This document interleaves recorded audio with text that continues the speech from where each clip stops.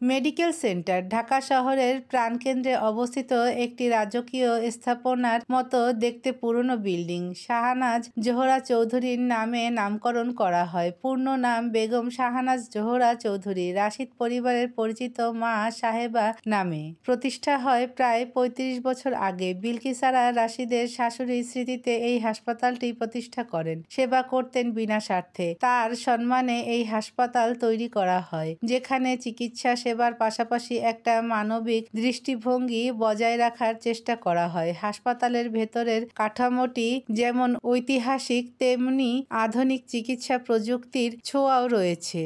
সাইফান ও রাহিল একটা কালো প্রাডো গাড়ি এসে থামলো হাসপাতালের মূল ফটকে। দুইজন রাশভারী কালো ইউনিফর্ম পরা গার্ড গেট খুলে দাঁড়ালো। গাড়ি থেকে নেমে এলো সাইফান। পাশে নামলো ছোট রাহিল, হাত ধরে রাখা, মুখে অস্থিরতা। ভয় পাইস না পাখি, আজকে তোর সম্পদেরই ইনভেস্টমেন্ট একটু কাটতাছি, সাইফান বলল হেসে। দুই গার্ডকে ইশারা করে বলল, তোমরা বাইরেই থাকো, আমি রাহিলকে নিয়ে কেবিনে যাই। সিঁড়ি বেয়ে ওপরে উঠে তারা গেল হাসপাতালের এক নির্দিষ্ট কেবিনে। ডাক্তার Rahul Ahmed, paediatric surgery unit. কেবিনের দরজায় কোনো শব্দ না করে সাইফান ঠেলে ভেতরে ঢুকে পড়ল। রাহিলের ছোট্ট হাতটা নিজের হাতে রাখলেও চোখ ঘুরে গেল সামনের চেয়ারে বসা ডাক্তারের দিকে। সাদা ল্যাব কোটে বসে আছেন একজন অল্পবয়সী নারী, মাথায় স্টাইল করে বাঁধা হালকা ঢেউ খেলানো চুল, মুখে ক্লিনিক্যাল নিঃসঙ্গতা, চোখে চাপা আত্মবিশ্বাস।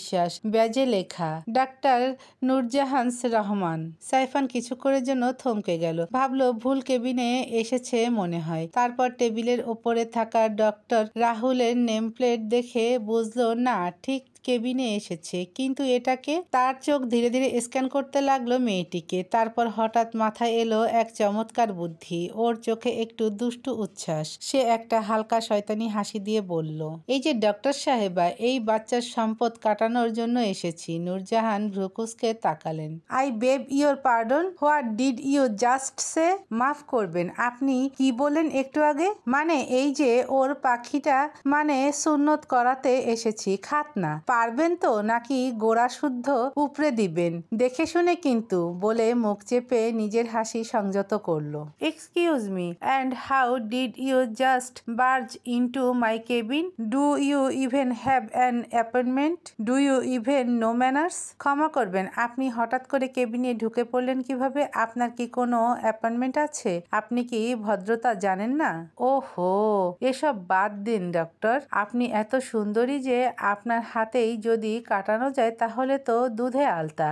আর আপনাকে অনেক পছন্দ হয়েছে আমার। নূরজাহান এবার চেয়ার থেকে উঠে দাঁড়ালেন। What are you being serious right now? কি আপনি কি এখন সত্যিই সিরিয়াস? Very serious miss doctor Noorjahan, আপনি তো একেবারে আপনার নামের মতো নূরের মতো ঝলমল করছেন। What again, what is wrong with you people? Behave yourself. আবার কি আপনাদের মানুষের সমস্যা কি? ঠিক মতো আচরণ করুন। সাইফান একটুও থামল না, বরং হেসে বলল, আর বলবেন না ডক্টর, আপনার চেহারার চেয়ে সুন্দর যদি কিছু থাকে সেটা আপনার রাগ। নূরজাহান এবার মুখ কালো করে বললেন, I am older than you, show some respect. আমি আপনার চেয়ে বড়, একটু শ্রদ্ধা দেখান।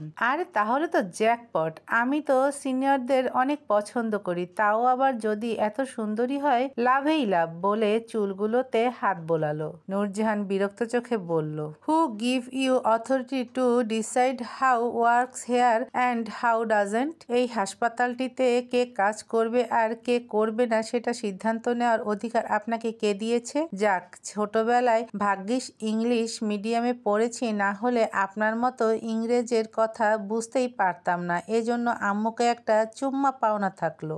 ডাক্তার রাহুল আসে ঠিক তখনই। কেবিনের দরজা খুলে ভেতরে ঢুকলো ডাক্তার রাহুল আহমেদ। লম্বা গড়ন, গম্ভীর মুখে স্নিগ্ধ হাসি, হাতে ফাইল। সাইফানকে দেখে জোরে হেসে বলল, সাইফান, হঠাৎ এখানে কিসের সুবাদে? ভাইয়া, আজকে তোর হাসপাতালে ঢুকে দেখি এখন মেয়েরা খাতনা করায়। হ্যাঁ? রাহুল কপাল কুঁচকে সে তাকালো। সাইফান চোখ টিপে ইশারা করলো নূরজাহানের দিকে। রাহুল হেসে বলল, ও তুমি ডক্টর নূরজাহানের কথা বলছো? উনি আমাদের নতুন পেডিয়াট্রিক ট্রেইনি সার্জন, মাত্র জয়েন করেছে। সাইফানের মুখে শয়তানি হাসি। রাহুল নূরজাহানের দিকে ইশারা করে বলল, ও আচ্ছা, আসলে তুমি কে এটা উনি জানেন না। এক্সকিউজ মি ডক্টর নূরজাহান, এই হসপিটাল সাইফানের দাদু তৈরি করেছেন। আজ তার নাতি এখানে খাতনা করাতে এসেছে। তোমার সাথে হয়তো একটু মজা করেছে। নূরজাহান এবার একটু লজ্জা পেয়ে মুখে চাপা হাসি এনে বলল, I am sorry, I don't no.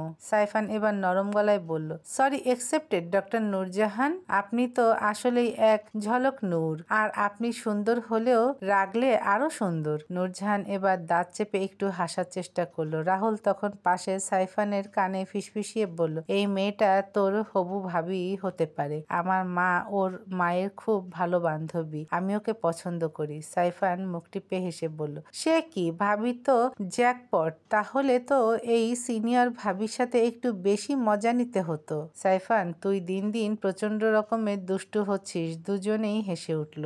Rahul Afia বেগমের বান্ধবীর ছেলে ডাক্তারি পাশ করার পর ওদের হসপিটালে জয়েন করে বর্তমানে অনেক দায়িত্ব পালন করছে হসপিটালের। মিনওয়াইল রাহেল চুপচাপ একপাশে বসেছিল। তখন বলল, ভাইয়া আমার পাখিরা কাটা হবে এখন? সাইফান ও রাহুল একসাথে হেসে ফেলল। নূরজাহান লজ্জা পেয়ে কেবিন থেকে বেরিয়ে গেল। ডোন্ট ওয়ারি বেবি, আমি একটুও ব্যথা লাগতে দিব না ওকে, রাহুল বলে উঠল। নাফিসা, রুহি ও রিশার সাথে গিয়ে তখন ফ্রেশ হওয়ার পর ওকে খেতে দিয়েছিল। ওর সাথে এমন ভাবে কথা বলছিল যেন কতদিনের পরিচয় ওদের সাথে। আর ওর সব থেকে পছন্দ হয়েছে মামুনিকে। কেন জানি মামুনির কাছে গেলে মার অভাবটা পূরণ হয়ে গেছে মনে হয়। রুমে এসে ওকে নিজের হাতে খাইয়ে দিয়েছে। ও প্রথমে ইতস্তত বোধ করছিল, কিন্তু আফিয়া বেগম এক ধমক দিয়ে ওকে খাইয়ে দিয়েছে। ওর চোখ দিয়ে পানি চলে এসেছিল। ওকে শেষবার কে মুখে তুলে এভাবে খাইয়ে দিয়েছিল ওর মনে পড়ে না। ওর বয়সই বা কত? এই বয়সে তো অন্য ছেলে মেয়েরা বাবা মার কাছে আবদার করে স্কুলে যায়, কিন্তু পরিস্থিতির তাড়নায় ওর মতো মেয়েরা অল্প বয়সে ম্যাচিউরড হয়ে যায়। পরিস্থিতি আঙ্গুল দিয়ে বুঝিয়ে দেয়, তুই সবার মতো না, সবাই একইভাবে বড় হয় না, সবকিছু পায় না সবাই। আফিয়া বেগম ওকে খাইয়ে দেওয়ার সময় ওর মনে হচ্ছিল এই সময়টা চিরকালের মতো থেমে যাক, এই মুহূর্তটা যেন স্বপ্ন না হয়। এ পরিবারের মানুষগুলোকে যত ও দেখছে তত অবাক হচ্ছে। প্রত্যেকটা ব্যক্তির ব্যবহার অমায়িক। সত্যি কি এমন হতে পারে? সবকিছু কল্পনা মনে হচ্ছে ওর কাছে। রিশা ওকে এই রুমে দিয়ে চলে যায়। ওর টিচার আসছে বলে আর বলে এটা নাকি আজ থেকে ওর রুম। ধীরে ধীরে ঘরের ভেতরে পা রাখলো। দরজাটা খোলার সাথে সাথেই তার চোখ দুটো চমকে গেল। সে যেন এক অপার বিস্ময়ের মধ্যে দাঁড়িয়ে আছে।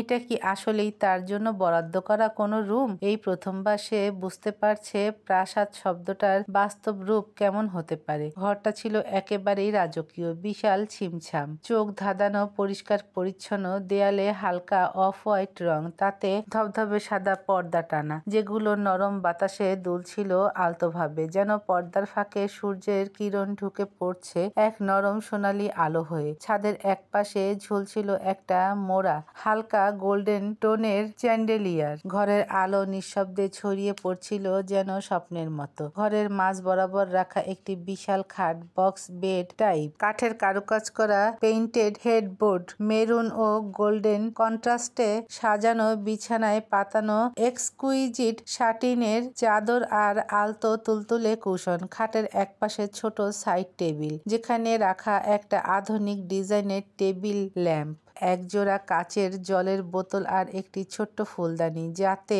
সাদা লিলি আর গোলাপ রাখা। ঘরের ডান পাশে একটা রাজকীয় মাপের ড্রেসিং টেবিল। ও এত বড় ড্রেসিং টেবিল কোনোদিন দেখেনি। আয়না দেখে ওর মনে পড়ল নিজের চেহারা অনেকদিন দেখেনি। সবাই বলে ও নাকি অনেক সুন্দর, সত্যি কি তাই? ঘরের এক কোনায় রাখা একটা সোফা সেট, কালো আর সোনালী বর্ডার দেওয়া, তার সামনে একটি মাঝারি সাইজের সেন্টার টেবিল, যেখানে যেখানে বইয়ের গাদাগাদি নয় বরং পরিপাটি করে সাজানো কিছু ম্যাগাজিন। পাশে একটা ছোট বুকশেলফ যেখানে সাজানো ইসলামী ইতিহাস, সাহিত্য, উপন্যাস, এমনকি শিশু সাহিত্য। আর একটা জিনিস যা নাফিসার সবচেয়ে বেশি মন কাড়ল, ঘরের একদিক দিয়ে সংলগ্ন একটি চমৎকার ব্যালকনি। কাচের স্লাইডিং দরজা ঠেলে বাইরে গেলেই ছোট্ট কিন্তু ছিমছাম গার্ডেনের মতন ব্যালকনি, যেখানে কিছু গাছপালা টবে রাখা এবং বাম পাশে একটা কাঠের চেয়ার টেবিল সেট। দূরে তাকালেই দেখা যায় শহরের ব্যস্ততা আর ট্রাফিকের নীরব ছায়া। নাফিসা স্তব্ধ হয়ে এসব দেখছিল, যেন বিশ্বাস করতে পারছিল না যে এই ঘরটা তার জন্য। এত বড় ঘর, এত সম্মান, এত ভালোবাসা, যেখানে এতদিন সে ছিল কেবল সিঁড়ির নিচের এক অন্ধকার স্টোর রুমে। সে ধীরে ধীরে বিছানায় গিয়ে বসলো, একটা কুশন জড়িয়ে ধরলো বুকের মধ্যে। মাথায় হঠাৎ করেই ঝাঁপিয়ে পড়লো পুরনো সব স্মৃতি। ছোটবেলার কিছু আবছা চিত্র যেন মনের মধ্যে স্পষ্ট হয়ে উঠতে লাগলো। তার বাবা ছিলেন একজন স্কুল শিক্ষক। খুব সাধারণ, সাদাসিধে, শান্ত জীবন ছিল তাদের। বাবা মা আর ছোট নাফিসা, তিনজনের সেই ছোট্ট সংসার ছিল ভালোবাসায় পরিপূর্ণ। বাবা তাকে কোলে নিয়ে ঘোরাতেন, মা ওর চুল বেঁধে দিতেন, ঘুম পড়াতেন মোলায়েম গলায় গান গেয়ে। সেসব স্মৃতি এখন আবছা, কিন্তু ভালোবাসার উষ্ণতা যেন এখনো হৃদয়ের কোণে রয়ে গেছে। একদিন হঠাৎ ঝড় নেমে এলো সেই শান্ত সংসারে। একদিন ওর বাবা মা ওকে দাদির কাছে রেখে বাইরে গেলেন বাজার করতে। আর কখনো ফিরে এলেন না। না, ফিরে এসেছিল, তবে জীবিত নয়। সড়ক দুর্ঘটনায় একসাথে মারা যান দুজনেই। 4 বছরের ছোট্ট নাফিসা তখন কিছুই বুঝতে পারেনি, শুধু কাঁদতো, জিজ্ঞেস করতো আম্মু কই, আব্বু কই। কোনো উত্তর ছিল না কারো কাছে। এরপর 1 বছর দাদির কাছে থেকে সেখানেও খুব বেশি ভালোবাসা পায়নি। তারপর একদিন সেই দাদিও চলে গেলেন। মামা এসে ওকে নিয়ে গেল তাদের বাড়ি। মামা ভীষণ স্নেহ করতেন, কিন্তু মামি আর মামাতো ভাই বোনদের কাছে ছিল যেন বোঝা। ছোট ছোট ব্যাপারে ধমক, ঝাড়ি, অপমান, কখনো কখনো নির্যাতন। তবুও একরকম মানিয়ে নিয়েছিল নাফিসা। কিন্তু আরো ওর সৌন্দর্য, চেহারার কারণে অনেক রকম হ্যারাসমেন্টের শিকার হয়ে ছোটবেলায়, তখন না বুঝলেও একটু বড় হওয়ার পর থেকে বুঝতে পারে।